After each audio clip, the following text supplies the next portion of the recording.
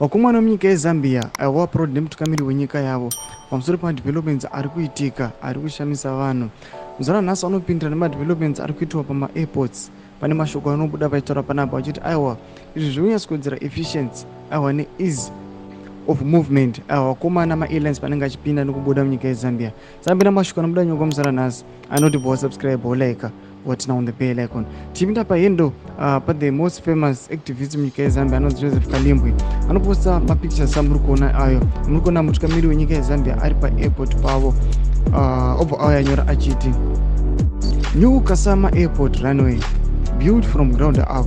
Hichilema Azviita mashoko anouya achitaura panapa achiti aiwa this is a new runway yamuri kuona yakadevelopa inoratidza kuti aiwa ichiri new ichiri very fine iri kuitirwa kuti aiwa pave nerunway nyuwani kuti maaeroplanes anenge achipinda munyika yeZambia nekubuda aiwa anyatsikuva nerunway aiwa yakanyatsokunaka iri smooth. Zvamuziva kuti aiwa runway aiwa ndo pano kuitika zvinhu zvizhinji zviitiko zvakanyanyisa.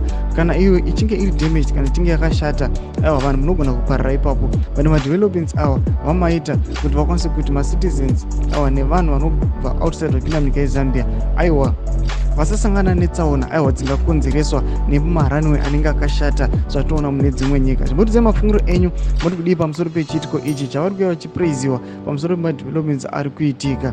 Pinda comment section medu mutidze mafungiro enyu aiwa musangano subscribe kulaika onje on the bell icon.